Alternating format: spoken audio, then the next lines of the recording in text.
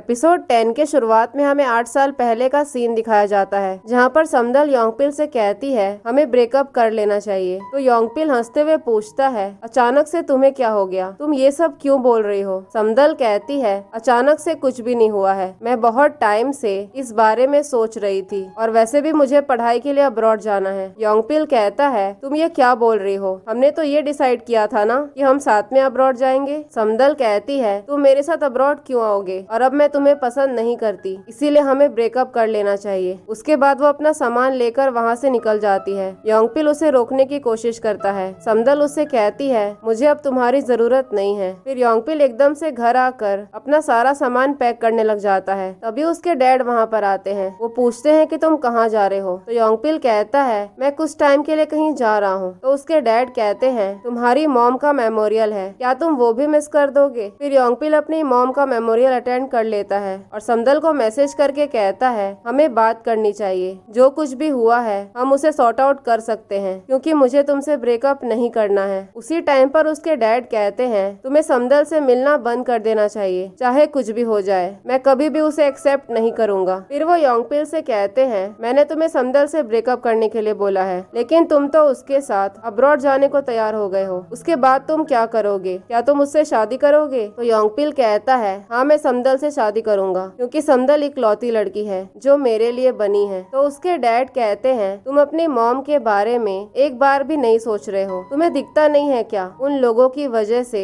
हमें कितनी तकलीफ हो रही है। 10 सालों से मैं ये सब कुछ झेल रहा हूँ। योंगपिल कहता है 10 साल हो चुके हैं लेकिन अब थोड़ा भी नहीं बदले हो। तो उसके डैड कहते हैं चाहे 100 साल क्यों न हो जाए, मैं समदल की मॉम को कभी माफ नहीं करूंगा क्योंकि उसी की वजह से तुम्हारी मॉम की जान गई है। उसी टाइम पर उन्हें बाहर से आवाज आता है। पता चलता है कि समदल की मॉम योंगपिल के मॉम के लिए मेमोरियल का खाना लेकर आई थी, लेकिन योंगपिल के डैड सारा खाना पटक देते हैं। वो उनसे कहते हैं तुम्हारी हिम्मत कैसे हुई, तुम यहाँ पर क्यों आई हो, तुम कभी भी ये मत सोचना कि मैं तुम्हें माफ कर दूंगा। तुमने योंगपिल की मॉम को छीन लिया, तुम्हारे अंदर थोड़ी भी शर्म है या नहीं। अब तुम क्या करना चाहती हो, क्या तुम योंगपिल को भी मुझसे छीनना चाहती हो। ये सब सुनकर उनसे बिल्कुल भी सहन नहीं होता और अचानक से उनके चेस्ट में पेन होने लगता है और वो वहीं पर बेहोश हो जाती है। फिर हम वही वाला सीन देखते हैं जहाँ पर समदल योंगपिल के घर के बाहर बैठकर रो रही थी और योंगपिल दरवाजा नहीं खोल रहा था। अंदर बैठकर वो भी रो रहा होता है। वो समदल को मैसेज करके कहता है तुम सही बोल रही थी, हमें ब्रेकअप कर लेना चाहिए क्योंकि अब मुझे तुम्हारी जरूरत नहीं है। यहाँ से सीन आ जाता है प्रेजेंट में, जहाँ पर हम समदल और योंगपिल को देखते हैं। समदल उससे कहती है तुम्हें पता है मैं जेजू क्यों नहीं आती थी, तुम्हारी वजह से। तुम्हें भूलने की मैंने बहुत कोशिश की लेकिन मैं ऐसा कर ही नहीं पा रही थी और तुम बार बार क्यों पूछते रहते हो कि मैं ठीक हूँ या नहीं, तुम मेरा इतना ध्यान क्यों रखते हो। तुमने कभी सोचा है अगर मुझे तुम्हारी आदत पड़ गई तो मैं तुम्हारे बिना कैसे रहूंगी। इतना बोलकर वो वहाँ से जाने लग जाती है। तो योंगपिल उसका हाथ पकड़ लेता है और एकदम से वो दोनों किस करने लग जाते हैं। उसी टाइम पर उन दोनों को कोई देख लेता है। सीन शिफ्ट होता है नेक्स्ट मॉर्निंग। जैसे ही क्योंगटे उठता है तो वो देखता है योंगपिल वहीं पर सोया हुआ था। वो उससे पूछता है कि तुम यहाँ पर क्या कर रहे हो। योंगपिल कहता है मुझे घर से बाहर निकाल दिया गया था, इसलिए मैं यहाँ पर सोने के लिए आ गया। पिछले रात जब योंगपिल अपने घर आया था तो उसका सारा सामान दरवाजे पर रखा हुआ था, इसलिए वो सामान लेकर क्योंटे के घर आ गया था। योंगपिल उस पर बहुत चिल्लाता है। वो उससे कहता है जो भी तुमने पिछले रात समदल से बोला वो सब कुछ दोबारा मत बोलना। अगर तुमने ऐसा किया तो मैं तुम्हारी मॉम को बता दूंगा कि हर महीने तुम उनके सेफ बॉक्स से पैसे निकालते हो। लेकिन क्योंटे कंटिन्यूअसली उससे एक ही क्वेश्चन पूछ रहा था, क्या तुम समदल से अभी भी प्यार करते हो। योंगपिल भी कह देता है मैं समदल से बहुत प्यार करता हूँ, मैं उससे हमेशा प्यार करता था। क्योंटे कहता है अगर ये सब सच है तो तुम हमसे झूठ क्यों बोलते थे। योंगपिल कहता है तुम जब भी अपना मुंह खोलते हो तब सब कुछ बर्बाद कर देते हो। मुझे खुद से समदल को ये सब बताना चाहिए कि मैं उसे पसंद करता हूँ। तुम ये सब अपने मुंह से क्यों बताते रहते हो। ये मेरा हक है कि मैं खुद से समदल को ये सब बताऊं, इसलिए अगली बार से अपना ये बड़ा सा मुंह बंद रखना। दूसरी तरफ हम समदल को देखते हैं। वो जैसे ही उठती है तो उसे पता चलता है कि वो दरवाजे के पास सोई हुई थी। तभी उसे एकदम से सब कुछ याद आता है जो भी पिछले रात हुआ था। उसे सारी बात याद आ जाती है लेकिन ये बात याद नहीं आती कि उसने और योंगपिल ने किस किया था। इस तरफ क्योंटे योंगपिल से पूछता है अचानक से तुम्हें क्या हो गया है, तुम अपने डैड के अगेंस्ट क्यों जा रहे हो। तुमने तो एडमिट भी कर लिया कि तुम समदल को पसंद करते हो, तुम पहले ऐसे बिहेव नहीं करते थे,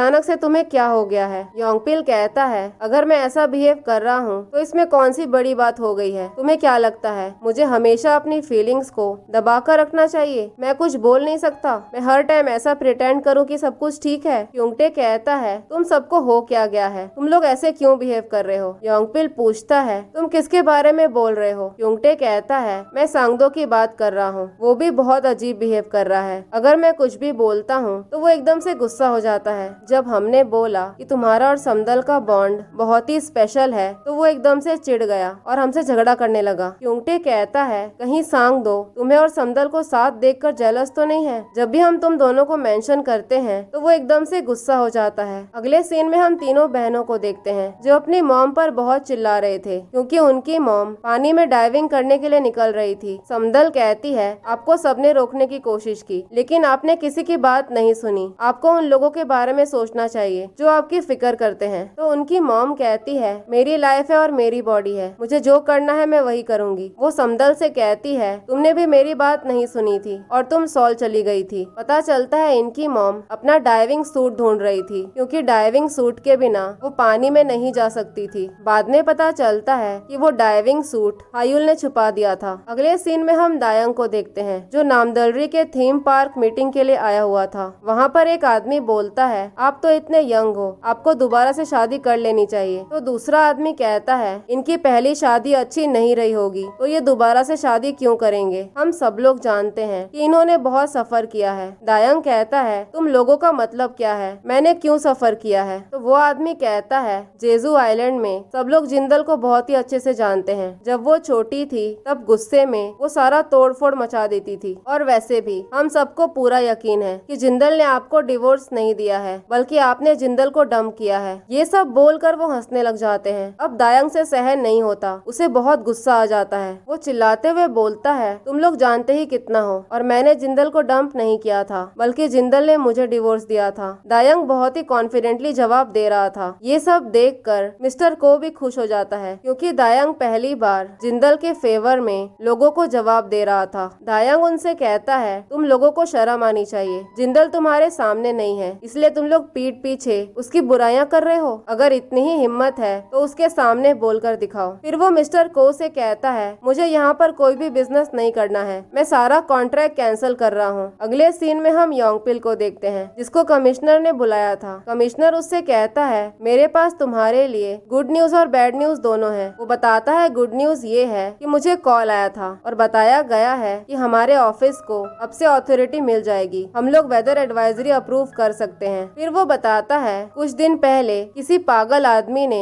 19 कंप्लेंट कॉल किए जो डायरेक्टली हेडक्वार्टर्स पहुंच गया। तभी डायरेक्टर को याद आता है कि ये सारे कॉल्स तो योंगपिल नहीं किए थे, उसी ने वेदर एडवाइजरीज को कॉल किया था ताकि उन्हें अप्रूवल मिल जाए। उसने पहले ही फोन करके बोल दिया था कि यहाँ पर एक स्टॉर्म आने वाला है जिसकी वजह से एक्सीडेंट्स भी हो सकते हैं। योंगपिल कहता है, अगर ये एडवाइजरी पहले ही इशू हो गई होती तो इतना बड़ा एक्सीडेंट नहीं होता, कोई इंसान मरते मरते बचा है। बैड न्यूज ये था कि इतने सारे कॉल्स करने की वजह से योंगपिल को पनिशमेंट दी जाती है क्योंकि काम के टाइम पर वो ऑफिस से भाग गया था। तभी योंगपिल को याद आता है जब उसे पता चला था कि समदल की मॉम को हॉस्पिटल लेकर जा रहे हैं तो वो ऑफिस से भाग गया था। योंगपिल को फोरकास्टिंग डिवीजन से सर्विस डिवीजन में भेज दिया जाता है। थोड़ी ही देर में समदल भी वहाँ पर पहुँच जाती है और योंगपिल सबके लिए कॉफी बना रहा था क्योंकि उसे पनिशमेंट मिली थी सर्विस डिवीजन में काम करने के लिए। तभी समदल को बताया जाता है कि जो भी काम तुमने सबमिट किया था उसकी काफी तारीफ की गई है, इसीलिए एग्जीबिशन के लिए तुम्हें इस साल का फोटोग्राफर चूज किया गया है। समदल कहती है,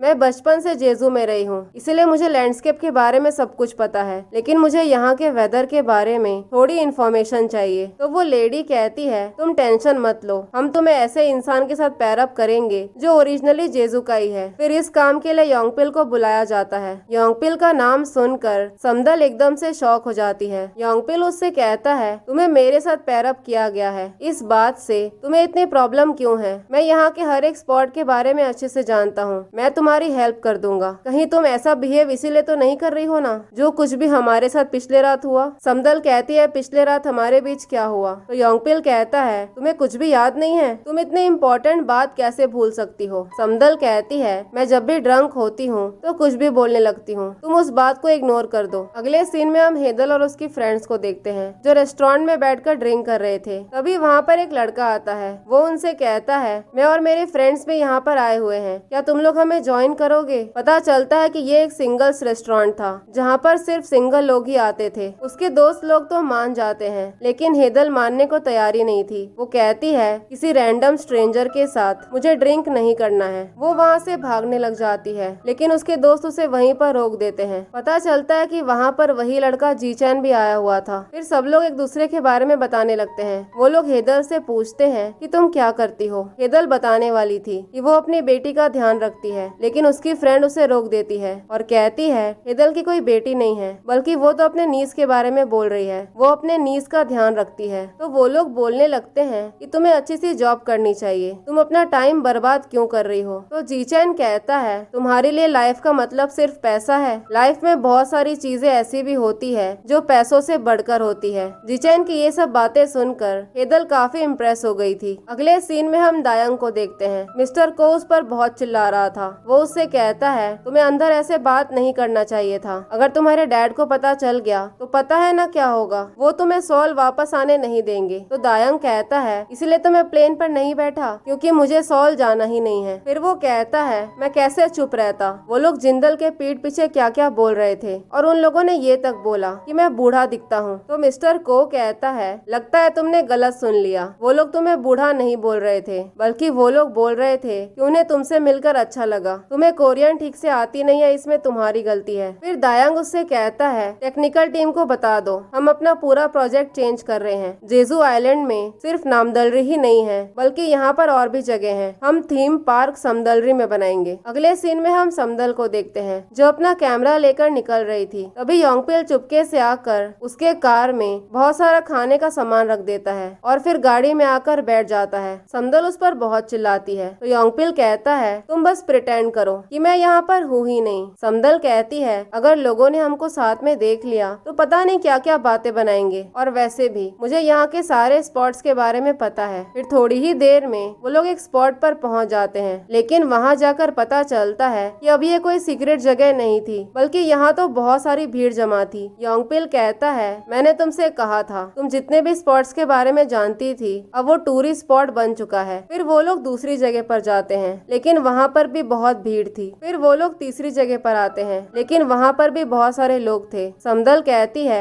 सब कुछ बदल चुका है। तो योंगपिल कहता है, सब कुछ नहीं बदला है, कुछ चीजें ऐसी हैं जो अभी भी नहीं बदली हैं। तभी वहाँ के कुछ लोग बोलने लग जाते हैं कि ये तो वही लड़की है जिसने अपने असिस्टेंट को बुली किया था। इतना कुछ करने के बाद भी ये आराम से यहाँ पर घूम रही है, इसको शर्म नहीं आती। ये सब सुनकर योंगपिल को बहुत गुस्सा आता है। वो उन्हें जवाब देने के लिए भी जा रहा था, लेकिन समदल उसे रोक देती है। तभी वहाँ पर एक कपल थे जिनकी शादी होने वाली थी। वो लोग समदल से रिक्वेस्ट करते हैं कि क्या तुम हमारी फोटोज क्लिक कर सकती हो। समदल भी मान जाती है और उनकी बहुत सारी फोटोज निकालती है, जो फोटोज उन लोगों को बहुत पसंद आता है। ये देखकर वहाँ के सारे लोग फोटोज निकालने को बोलने लगते हैं। अगले सीन में हम सांगदो को देखते हैं जो समदल की वही सारी फोटोज लेकर उनु को पूछ रहा था कि ये कौन सी जगह है। तो उनु उससे पूछता है, क्या तुम अभी भी समदल को पसंद करते हो? लेकिन सांगदो कोई जवाब नहीं देता। अगले सीन में हम जिंदल और हेदल को देखते हैं। तभी उनके मॉम डैड बताते हैं कि यहाँ पर दोबारा से पावर प्लांट बनने की बातें चल रही हैं। इसी चीज को लेकर गांव में एक मीटिंग होने वाली है और उसी मीटिंग में हम जा रहे हैं। हमें उन लोगों को रोकना होगा। हम इस गांव में पावर प्लांट बनने नहीं दे सकते। थोड़ी ही देर में वो लोग वहाँ पर पहुँच जाते हैं। समदल की मॉम उन पर चिल्लाने लगती है। वो कहती है, तुम लोग दोबारा से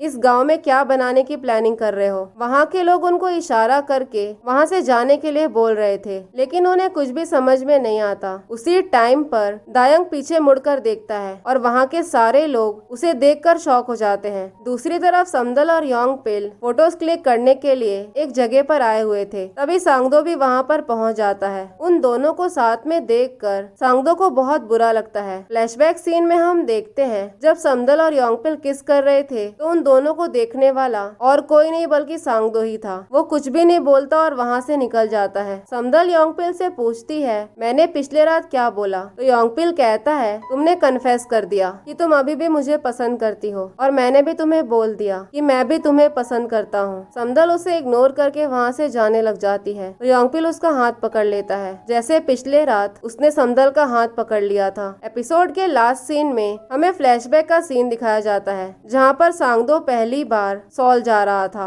सब लोग उससे मिलने के लिए बहुत एक्साइटेड थे। पता चलता है कि सांगदो समदल के लिए पेंडेंट लेकर जा रहा था और साथ ही में उसने एक कार्ड भी रखा था जिसपे उसने लिखा था कि वो समदल को बहुत पसंद करता है। लेकिन वो जैसे ही वहाँ पर पहुँचता है तो समदल और योंगपिल साथ में थे और वो एक दूसरे का हाथ पकड़कर बैठे हुए थे। ये सब देखकर सांगदो का दिल टूट जाता है और इसी सीन के साथ एपिसोड 10 यहीं पर खत्म हो जाता है। अगर आप लोगों को मेरी एक्सप्लेनेशन पसंद आई हो तो लाइक शेयर और सब्सक्राइब जरूर करें। Thank you for watching.